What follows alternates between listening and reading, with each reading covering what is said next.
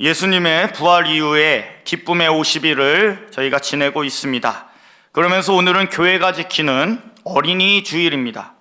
광고 때나 교회 오시면서 보셨겠지만 우리 어린아이들이 신나게 키즈랜드에서 노는 모습을 보면서 정말 보기만 해도 즐겁지 않은가 생각해 보게 됩니다. 세상이 악해졌다고 해도요, 여전히 아이들의 마음은 선하고 순진한 모습은 변함이 없는 것 같습니다. 동시에 늘 어린이 주일에 단골 내용이 예수님과 아이들의 오늘 본문 말씀인데요, 어린아이와 같은 심령이 되어야 천국에 간다는 것 누구나 잘 아시겠지만 늘 들어왔음에도 나는 어린아이가 아닌데, 제가 아까 전에 진짜 바이킹을 타고 싶었는데 아무도 얘기를 안 하시더라고요. 타라고. 순진하게 살면 당하는 세상인데 이러한 생각도 동시에 생기지 않나 생각해 보게 됩니다. 그런데요, 오늘 본문 말씀을 자세히 살펴보면 어린아이와 같은 심령이 있어야 하나님 나라에 들어간다는 것이 1차적인 말씀의 의도겠지만, 아이들의 심령과 더불어 그 아이들을 바라보는 우리 어른들의 시각이 어때야 하는지를 예수님께서 의도를 깔고 말씀하신 부분도 굉장히 중요하다는 것을 알 수가 있습니다. 복음서를 자세히 보시면 결국 예수님의 목표는요, 인간의 영혼을 하나님 나라에 어떻게 하든 한 명이라도 더 이끌려는 것이 주 목적임을 알게 됩니다. 오늘 아이들과의 이야기도 마찬가지입니다. 아이든 어른이든 영혼이 구원을 받아야 하는데, 그럴 때 먼저 믿어 이 자리에 앉게 된 우리의 자세가 어떠해야 하는지 짚고 넘어가던 말씀이라는 것입니다. 먼저 오늘 말씀을 나누기에 앞서서 당시 유대 사회에서의 이 아이들이란 어떠한 존재인지 한번 알아볼 필요가 있겠습니다. 어떠했길래 이렇게 제자들이 아이들의 접근을 표면적으로 경악하면서까지 접근을 막고 다그치고 화를 냈는지 말입니다. 사실 고대 유대 사회뿐만 아니라 당시 대부분의 나라에서요, 이 아이들이란 인간이라고 보지 않았습니다. 나가서 다행입니다, 아이들이. 그러니까 우리의 지금의 사고는요, 그 아이가 태어나면 그때부터 당연히 인간이구나 생각하고 극진히 돌보면서, 요즘 부모님들은 너무 지극정성이 난리도 아닌 것 같은데, 그런데 당시에는 그 15살이나 또는 나라마다 틀리겠지만 이 19살 이상, 즉 성인식을 반드시 거치고 이 성인식을 거친 다음에야 사람으로 인정했다는 것입니다. 그냥 당시는 그게 당연한 것이었습니다. 따라서 여자와 아이들은 정말 힘들고 소외 계층이 되었는데, 더 최악의 존재는 그렇기에 과부와 고아들이었던 것이죠. 이들은 아예 방패막 자체가 없는 존재들이니까 심하게 말하면 영어로 표현하겠습니다. 도구와 같다. 이해하시죠? 영어 잘하시니까. 그러니까 요즘은 도구들이 사람보다 더 대우받긴 하지만 그래도 그런 존재들이 이런 아이들이었다는 것입니다. 아무튼 아이들은 이처럼 그냥 가치 자체가 없는 존재였는데, 당시 그 위대한 랍비로 이끌어지는 이 도사벤 하키나스라는 사람의 말을 빌리면 이렇게 아이들을 평가했습니다. 아침나절의 잠과 오후의 포도주와 어린 아이들과의 대화와 땅의 사람들이 모이는 곳에 앉아 있는 것은 사람을 세상으로부터 추방시킨다. 굉장히 어렵죠. 무슨 얘기인지 아시겠죠? 그러니까 쉽게 이야기해서 아침에 출근하다가 어린아이들을 만나면 그냥 그날은 속된 말로 사용해서 죄송하지만 재수 없는 날이 되어버리는, 그럴 정도로 그냥 아이들은요, 사회에서 짜증나는 존재였던 것입니다.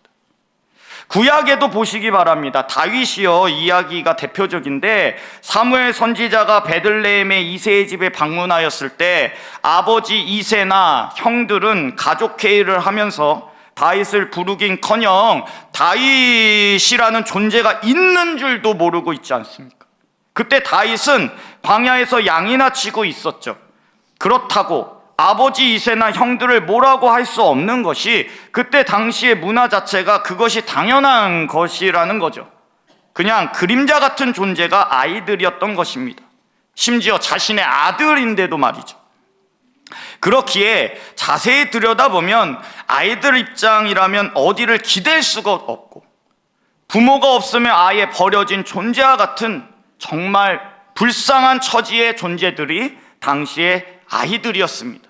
왜 예수님이 고아와 가부를 그토록 보호해야 한다고 주장하신 것도 사회적으로 봤을 때는 이러한 이유가 깔려 있었던 것입니다. 그런데요, 이러한 사회의 풍토와 달리 예수님께서는 오늘 본문 14절 말씀처럼 하나님의 나라가 이런 자의 것이라고 강조하십니다. 오늘 14절에 예수께서 보시고 노하시어 이르시되 어린 아이들이 내게 오는 것을 용납하고 금하지 말라. 하나님의 나라가 이런 자의 것이니라. 이런 자란 바로 어린 아이들을 말씀하는 거죠. 그런데 우리가 눈여겨봐야 할 또 다른 단어가 바로 하나님의 나라입니다. 그렇습니다. 어린 아이와 같은 마음을 가진 자가 하나님 나라에 들어간다는 내용이지 않습니까? 천국에 들어가는 것이 어린 아이든 뭐든 중요하다는 것이 사실 오늘 방점인 것입니다. 저는 늘 설교 때마다 말씀을 드린 것 같지만 구원받아 천국에 가는 것은 하나님의 전적인 은혜임이 확실합니다. 하지만 그것은 우리의 입장입니다. 그래서 오해하는 것이 그냥 천국은 당연히 가는 거고 어떻게 하면 이 땅에서 잘 살까가 주가 되어버리는 것 같습니다. 그러나 결탄코 그것은 아닙니다. 하나님의 입장에서는 천국이 그렇게 호락호락한 것이 아닙니다. 하나님의 전적인 은혜이지만 천국의 여정은 그냥 순간 이동해서 가는 것이 아닌 처절한 삶에서의 영적인 작용과 전투의 연속인 것이고 그것을 이른바 성화의 과정이라고 하는 것이죠. 예수님이 말씀하시고자 하는 것은 그 성화의 과정과 천국으로 나아가는 이 땅의 삶에 있어서 어린 아이들과 같은 심령이 아니면 결탄코 하나님 나라에 입성이 어렵다는 것을 분명히 말씀하시고 계시다는 것입니다. 그렇다면 다시 말씀드립니다. 어린 아이와 같은 이들은 도대체 어떠한 자세를 가진 사람을 이야기하는 것입니까?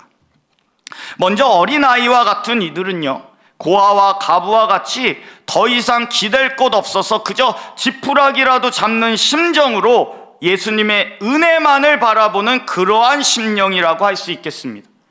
흡사 의료적으로는 소생 불가능하다는 진단을 받은 환자가 더 이상 기댈 곳 없어서 마지막으로 그 하나님께 매달리는 그 자세의 모습을 의미하는 것입니다. 그렇기에 이러한 자라는 이러한 뜻은 예수님 앞에서 어떠한 모습이겠습니까? 결론부터 말해서 죄송하지만 순종적이지 않겠습니까? 기대야 하는 마지막 보루니까 말이죠. 이제 예수님밖에 희망이 없는데 하라는 대로 할 수밖에 없지 않겠습니까? 그리고 이들은 다른 사람의 눈치를 보긴커녕 안면 몰수하고 예수님을 붙잡으려 할 것입니다. 흡사 혈루병 여인이 사람들을 밀치고 어떻게 하든 예수님의 옷자락이라도 만지려 했던 것처럼 말입니다. 즉 어린 아이들은 절대적 순종을 하는 이들을 뜻한다는 것입니다. 근데 그게 말처럼 쉽지는 않죠. 이미 저도 그렇지만 어른이 되면요 계산이 들어오게 돼 있습니다. 순수한 그 순종이 이미 바보처럼 느껴지게 되는 것이죠. 다음으로 예수님께서 말하는 어린아이와 같은 이런 자들이란 겸손한 자들을 이야기합니다. 아이들이 왜 겸손합니까? 그렇습니다. 생물학적으로 물리적으로 혼자서 무엇을 할 수가 없는 나이죠. 그러니까 누군가를 의존하려고 하는 성향이 굉장히 강합니다. 눈치도 보게 되고 그래서 겸손해지게 되는 거죠. 그런데 조금만 자라면 자신이 세상을 다 가진 양 막 나가지 않습니까? 요즘 죄송합니다. 또 나갔네요. 애들 다행입니다. 중2병이니 또 초3병 뭐 많더라고요. 병들이 7세병 뭐 5세병 이 단어들이 있는 것 같던데 무엇입니까? 그러니까 자신이 이제 어느 정도 이게 속된 말로 죄송합니다. 오늘 속된 말이 많아서 나댈 수 있으니 이제 난리는 치는 거죠. 아이들도 이 정도인데 그 어른은 어떻겠습니까? 결국 힘의 논리라는 것입니다.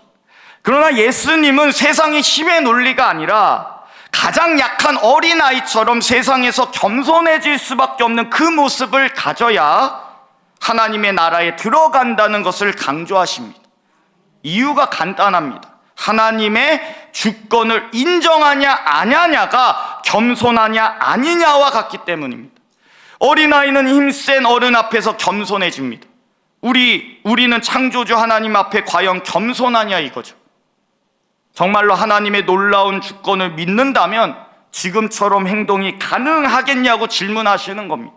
진실로 하나님을 믿고 예수님의 살아계심을 믿는다면 속된 말로 깨갱하고 삶의 전 영역에서 겸손해져야 함을 우리는 오늘 어린아이를 보고 깨달아야 하는 것입니다. 그냥 어린아이는 약한 존재자나가 아니라 나도 하나님 앞에서는 어린아이에 불과한 피조물인데 과연 하나님 앞에서 겸손히 자신을 낮추는지, 하나님이 전혀 계시지 않는 것처럼 큰 소리로 떵떵거리면서 내가 세상의 중심인 것처럼 살려고 안달을 하는지를 점검해 보아야 할 것입니다. 사실 제자들이 그랬죠. 자신들이 뭔가 된 줄 알았습니다. 세상에 한 자리씩 차지할 줄 알았습니다. 웃긴 건요, 예수님이 옆에 계심에도 불구하고 전혀 겸손하지 않았고 자신들이 세상의 중심인 것처럼 행동합니다. 사실 예수님을 굉장히 무시한 처사죠. 이를 두고 제자였던 마태는 예수님의 말씀을 이렇게 기록합니다. 마태복음 18장 4절에 그러므로 누구든지 이 어린아이와 같이 자기를 낮추는 사람이 천국에서 큰 자니라. 또한 베드로는 이 모습을 상기하면서 이렇게 이야기합니다. 베드로전서 2장 2절에요. 갓난 아기들 같이 순전하고 신령한 젖을 사모하라. 이는 그로 말미암아 너희로 구원에 이르도록 자라게 하려 함이라. 아멘. 순전을요 원어로 해석하면 겸손하여 순종하라는 의미가 담겨져 있습니다. 그런데 마태나 베드로나 예수님의 제자로서 훗날 사도가 되지만 그들이 훗날 깨달은 것이 무엇인지 이들 구절에서 명확히 알 수 있다는 겁니다. 무엇입니까? 즉 지금 어린아이를 잘 맞이하여 안으라는 것은요, 어린아이를 존중하라는 것을 뛰어넘는 그 영혼구원의 이야기를 하시는 예수님의 의도를 알게 되었음을 기록했다는 것이죠. 천국에서 큰 자가 되는 것이었고 구원에 이르게 한다는 것은 결론으로 말씀하시는 이유가 예수님은 어린아이든 어른이든 예수님의 말씀에 순종하고 겸손한 자세로 천국 여정으로 나아가는 이가 결국 천국에 입성한다고 이야기하시는 것입니다. 다시 한번 강조하여 말씀드립니다. 아이들도요 결국 나이가 들고 어른이 됩니다. 그렇기에 어린아이라는 나이의 개념이 중요한 것이 아니라 예수님은 어떻게 하든 어린아이 때의 그 순종과 겸손의 마음을 유지하고 천국 여정의 길을 걸어가는 것이 가장 중요하다고 말씀하십니다. 우리 귀한 성도 여러분, 그런 분들은 없으시겠지만 교만하면 필망입니다. 이 정도 됐지도 필망입니다. 어린아이는 이 정도면 아니기 때문에 어린아이와 같은 자세가 신앙의 여정에서 천국에 입성하는 그때까지 계속되어야 함을 잊지 마시고 실천하시기를 간절히 소망을 합니다. 두 번째로요, 오늘 말씀은요, 아이들에게 있어서 이 부모와 어른이란 어떠한 존재인지를 알려주시는 말씀이라고 할 수 있습니다. 사부 예배 제가 굉장히 좋아하고 또한 자주 올라오는 것 같습니다. 아무래도 3공동체와 4공동체 분들이 많으시니까 잘 들어주시면 좋겠는데요. 사실 오늘 본문이 기록된 이 마가복음의 저자 마가는 전체적으로 다른 복음서에 비해서요, 이 가정의 규례를 굉장히 중요시하며 복음서를 기록한 것으로 알려져 있습니다. 예수님께서 가정을 얼마나 중요시하셨는지를 곳곳에서 보여주면서 이 가정의 중요성을 강조하고 있는 것인데, 특별히 이 마가복음 9장에서 13장의 주제들을 자세히 보시면 남편과 아내, 아버지와 자녀, 가정에서의 주인과 종이라는 이 규례를요 반복적으로 이야기하십니다. 그 안에서의 이 복음의 역할을 강조하고 있음을 알 수 있다는 것이죠. 그리고 오늘 어린아이와 예수님의 만남도요 갑자기 이루어진 것이 아니라 그러한 가정의 규례를 바탕으로 한 말씀 중에 일어난 일인 것입니다.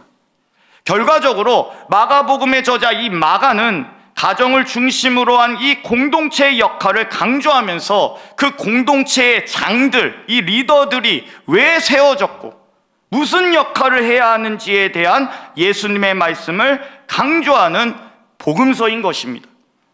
그렇게 오늘 성도님들이 놀라셔야 하는 부분이요, 본문의 어느 부분이냐면 예수님께서 노하셨다는 부분입니다. 노하셨다. 마가복음 10장 14절 전반부에 예수께서 보시고 노하셨다, 화나셨다는 거죠. 이 사복음서를 보면 예수님은 대부분이 인내하시고 온화하시지만 화내실 때가 3번 정도 있는 것을 알 수가 있습니다. 그 중에 한 번이 우리 성도님들이 잘 아시는 이른바 선전정화 사건이고 안식일의 미리삭 사건 등이 있겠죠. 그리고 또 하나가 어느 부분입니까? 이미 답을 다 말씀드렸습니다. 그렇습니다. 오늘 본문의 제자들이 어린아이를 막았다고 갑자기 대노하신 이 상황이라는 거죠.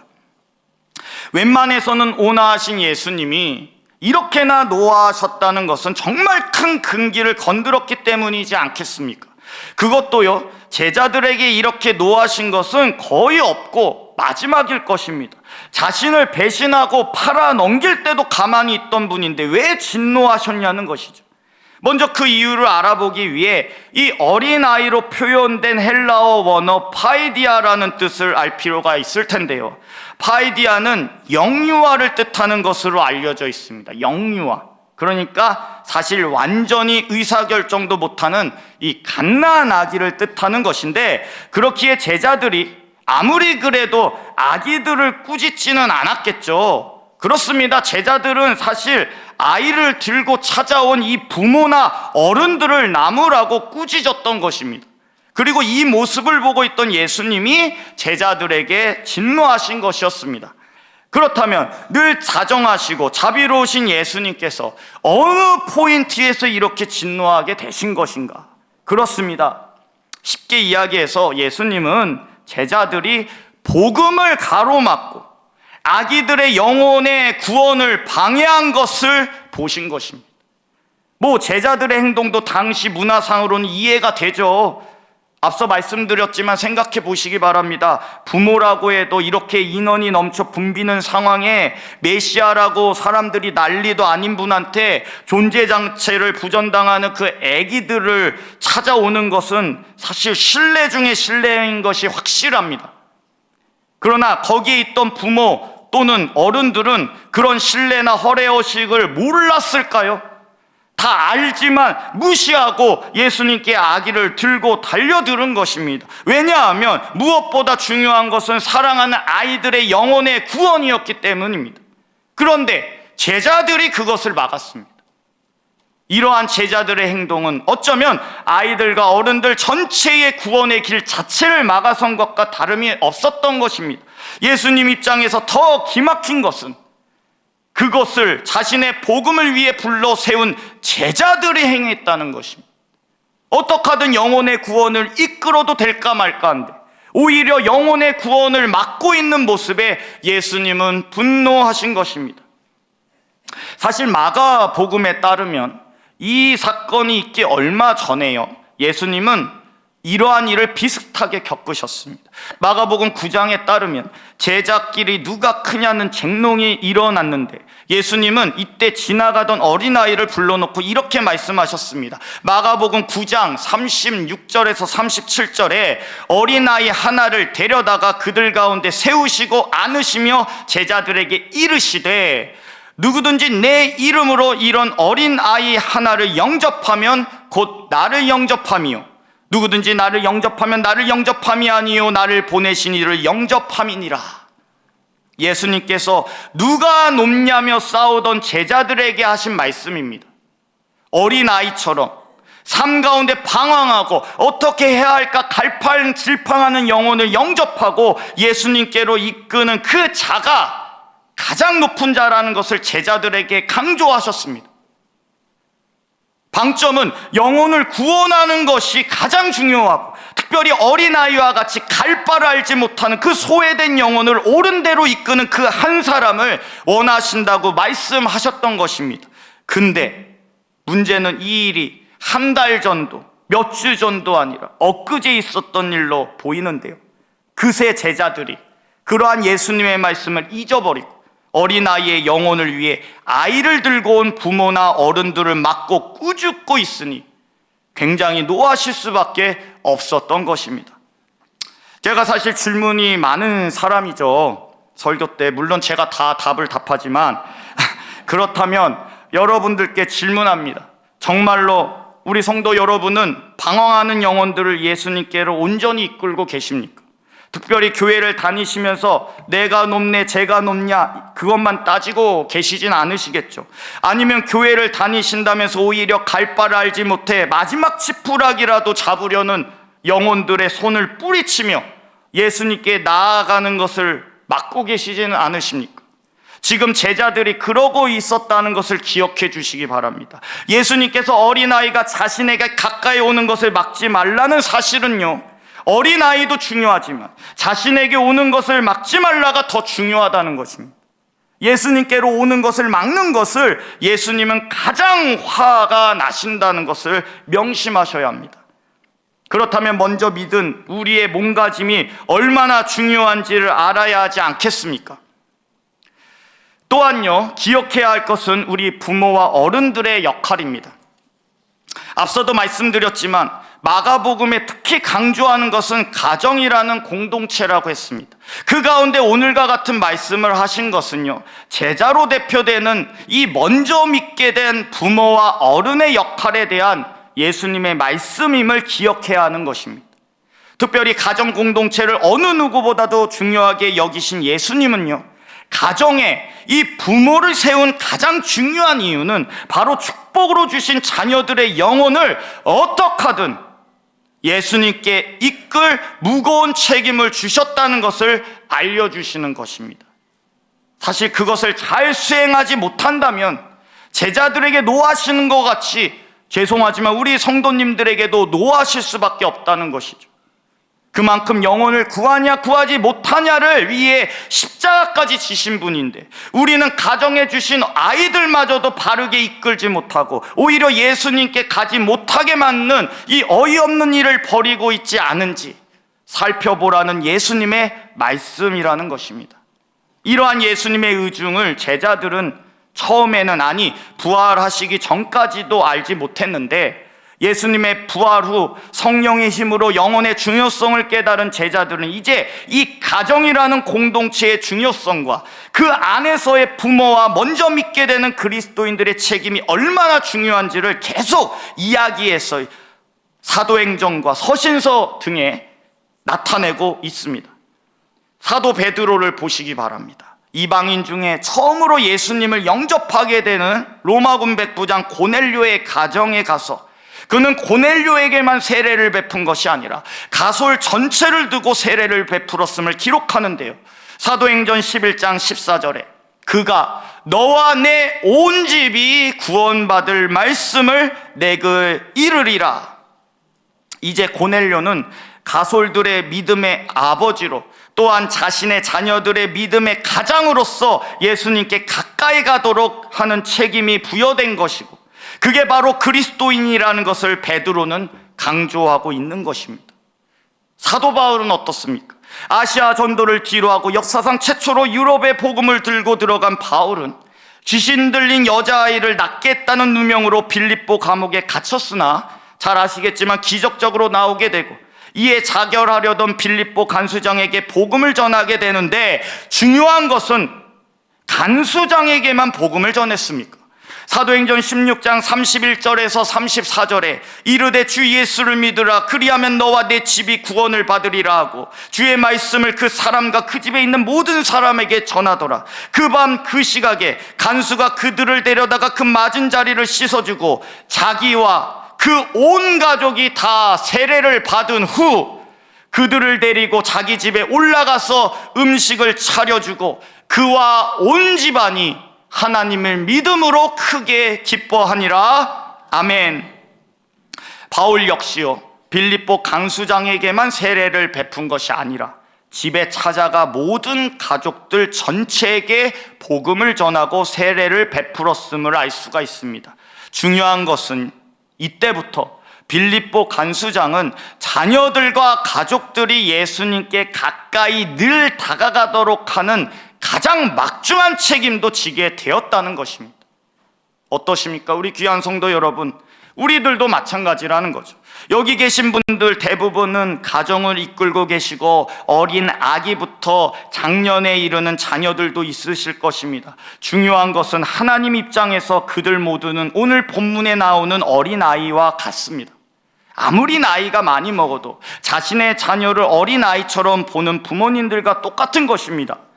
그렇기에 우리는 우리의 자녀들을 예수님의 품에 안기게 하기 위해 갖은 애를 쓰는 그 막중한 책임을 가지고 있습니다. 저는 개인적 의견이지만 부모라면 자녀들에게 교회 나가라고 강력하게 이야기해야 한다고 생각합니다. 자녀를 존중하고 언젠가 돌아올 것이라는 것은 사실 예수님 입장에서는 노할 노자입니다. 방치하는 것이니까 말입니다. 자녀들을 정말 존중한다면 그들을 예수님께로 어떻게 하든 데리고 와야 하는 것이 부모의 역할이고 예수님은 그것을 지금 바라고 계실 것입니다. 아니 목사님, 그래도 요즘은 자기 주관도 뚜렷한데 그렇게 이야기하면 더 역작용 납니다. 그 아직 결혼을 안 하셔서 모르시네요. 뭐 이런 표정인데 저는 아니라고 생각합니다. 그건 그 부모님이 정말로 예수님을 믿고 있는지에서 결정나는 거지. 부모와 집안의 어른이 예수님을 인격적으로 믿으며 어린아이와 같이 순종하고 겸손한 신앙의 부모가 아이들을 건면한다면 어떻게 하든 나오게 될 것이라 믿습니다. 즉 이끄는 부모가 오늘 제자들과 같이 이중적인 모습을 보인다면 당연히 역작용이 일어나겠지만 앞서 말한 바울과 같이 솔선수범의 신앙을 보이면서 몇 가지 맞아가면서 그 신앙을 고수하려는 그 자세를 아이들에게 보인다면요, 예수님을 인격적으로 자녀들도 만나게 될 것입니다. 한번 디모데를 양육했던 유니게와 루이스를 보시기 바랍니다. 디모데후서 3장 15절에 또 어려서부터 성경을 알았나니, 어려서부터입니다. 어머니 유니게와 외조모 루이스는 어떻게 하든 디모데가 예수님과 가까워지게 하기 위해 갖은 애를 썼음을 알 수가 있습니다. 그것이 또한 상형임을 말이죠. 그렇게 다시 한번 강조하겠습니다. 부모가 있어서 아이들이 있는 것이 아닙니다. 아이들을 예수님께로 이끌기 위해 부모가 존재한다는 것을 꼭 기억해 주시길 바랍니다. 그리고 성도들에게 가정에 예수님께서 지금 관심이 있어 하는 이들은 내가 아니라 우리 자녀들, 우리 아이들임을 꼭 명심해 주시길 바랍니다. 이와 더불어 교회 입장에서도 우리가 예수님의 의도를 눈여겨볼 필요가 있을 것 같습니다. 사실 제자들은 훗날 교회와 비견된다고 할 수가 있습니다. 제자들이 사도가 되어 나중에 성령 받은 후 목숨 걸고 복음을 전하며 교회를 세운 것이기 때문입니다. 중요한 것은 그러한 교회들이 지금 어떻게 하고 있느냐는 것입니다. 예수님께서 승천 이후 성령을 보내시어 교회를 세우신 이유는 명확합니다. 교회의 머리 되시는 예수님께로 돌이키게 하는 역할을 교회가 감당하고 그 교회가 이 땅에서 그런 일을 행하기 위해서 세우신 거 아니겠습니까? 그런데 그 교회가 지금 본문의 제자들과 같이 갈 곳 없어 방황하고 갈피를 못 잡아 허둥대며 지푸라기를 잡기 위해 살려달라는 그 어린아이와 같은 영혼들이 예수님께로 오는 것을 오히려 화를 내며 가로막고 있을 수도 있다는 것입니다. 이는 어쩌면 하나님께 가장 큰 죄를 교회가 범하고 있을 수도 있음을 보여주는 것이라는 거죠. 오늘 본문 병행 구절에 다른 복음서의 내용을 보면요, 제자들이 어린아이들이 예수님께로 오는 것을 막으면서 짜증낸 이유가 나와 있는데 그 이유가 무엇이냐면 한마디로 귀찮아서였습니다. 지금 본문의 내용을 보면 대다수의 어른들도 예수님을 보려고 붓새통을 이루고 있고, 그렇기에 제자들 입장에서 질서를 유지하는 것도 버거운데 갑자기 무슨 존재감 없는 아이들이 파리처럼 끼고 난리냐 이랬다는 것입니다. 그렇기에 오늘날의 교회와 우리들의 모습도 점검해 봐야 합니다. 교회의 질서를 유지하고 통제하고 청소하고 프로그램하고 이런 것이 우선적이라 어린아이와 같이 갈 바를 알지 못하고 방황하는 영혼이 교회에 오는 것 자체가 짜증이 나지는 않으십니까? 그들이 오면 귀찮아지니까 오지 말라고 막고 있지는 않습니까? 현실적으로 저도 말씀 준비하면서 한번 생각해 보는데, 막 그 말귀도 못 알아듣는 우리 어린아이들이 와서 우리 교회에서 난리를 피고 하면 우리 상공동체분들 그렇다는 게 아니라 그 화를 내면서 저는 막을 것 같은데, 많이 참고 있는 건가요 제가 지금? 죄송합니다. 안 그렇습니다. 지금 청소 다 해놨는데 그 와가지고 귀찮게 만들면 이거 사실 난감하거든요. 저절로 이렇게 교회 오는 것도 그 정도인데 그 전도하러 나간다? 얼마나 귀찮은 일입니까? 있는 사람들에게나 잘하라 이런 소리 나오지 않겠습니까? 근데 예수님은 말씀대로 그 모습을 보시면 노하십니다. 그 인자하신 분이 노하시는 부분이 이 부분이라는 겁니다. 영혼을 자신에게 오는 것을 막아버린 그 죄를 가만히 두지 않겠다는 무서운 메시지와 같은 것입니다. 예수님께서 분명히 이렇게 말씀하셨습니다. 그것도요, 이 어린아이 일이 일어나기 바로 전에 말입니다. 마가복음 9장 42절에 또 누구든지 나를 믿는 이 작은 자들 중 하나를 실족하게 하면 차라리 연자맷돌이 그 목에 매어 바다에 던져지는 것이 나으니라. 여기서의 이 작은 자, 헬라어로 보면 어원이 어린아이와 같다는 것을 알 수 있습니다. 우리가 알게 모르게 막아세운 사람들이 나 때문에, 아니 교회가 예수님과의 만남을 막아버려서 실족했다면 차라리 연자맷돌이 그 목에 달려 바다에 던져지는 게 낫다고 하십니다. 우리 성도 여러분 어떻게 생각하십니까? 과연 교회에서 사역을 하고 신앙생활을 한다는 나는 예수님을 찾으러 온 어린아이와 같은 영혼들이나 어떻게 하든 예수님을 보려고 하는 부모의 심정을 막아세우고 심지어 제자들처럼 꾸짖고 있지는 않습니까? 누가복음에 보면 그 유명한 탕자 이야기가 나오죠. 그 핵심 구절이 15장 20절인데 제가 읽어보겠습니다. 이에 일어나서 아버지께 돌아가니라. 아직도 거리가 먼데 아버지가 그를 보고 측은히 여겨 달려가 목을 안고 입을 맞추니. 이미 둘째 탕자는 아버지 품에 안겼을 때 다 끝났습니다. 이제 더 이상의 환난과 역경은 없고요, 하나님의 품만이 남기게 되었습니다.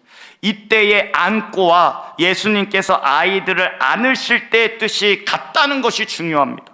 아버지는 끝까지 인내하며 돌아올 탕자를 기다렸고, 탕자가 돌아왔을 때는 바로 안아주는 그 아버지 하나님, 그리고 어린아이들을 품에 안으신 예수님. 결국 공통점은 어려움 속에서도 인내하며 지금도 갈 바를 알지 못하는 그 영혼이 예수님께 안기게 하는 그것이 교회와 가정과 믿는다는 그리스도인의 가장 핵심의 사역인 것이고, 특별히 가정이라는 공동체를 부여받은 부모님이라면 나의 자녀들을 반드시 예수님께 안기게 하기 위해 모든 힘을 쏟아붓는 것이 책임임을 이 안고라는 이 한 단어를 통해 강조하고 계신 것입니다.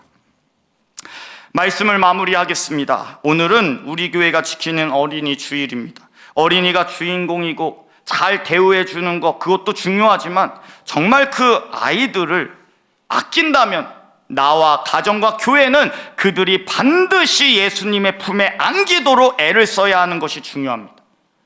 또 하나 성도님들도 기억해야 하는 것이 나의 영혼도 중요한 겁니다. 붙잡아야 합니다. 내 자신도 예수님 품에 안겨야 합니다. 탕자의 형처럼 나는 당연히 다 된 것처럼 탕자에게 비난만 가하는 사람이 되면 안 되는 것이고, 나도 어린아이들의 그 10년과 같이 뭐였습니까? 아무것도 모르는 그 순종의 자세와 겸손한 마음으로 늘 낮은 자세로 취해하고 신앙생활을 하셔야 한다는 것입니다. 이 모습은 나 자신도 예수님의 품에 계속 안길 수 있음을 뜻하면서 동시에 어린 아이들과 같은 상한 영혼을 예수님께 이끄는 가장 큰 힘이 됨을 기억하시길 소망합니다. 특별히 마가복음이 강조한 가정이란 이 공동체에서 나에게 속한 자녀들의 영혼을 반드시 예수님의 품에 안기게 하시기를 소망합니다. 부모란 그것을 하기 위해 만드신 그 가정의 기둥임을 아시고 많은 어린 영혼을 돌이키게 만드시는 우리 복된 성도님들이 되시기를 다시 한번 주님의 이름으로 축복합니다. 잠시 기도하겠습니다.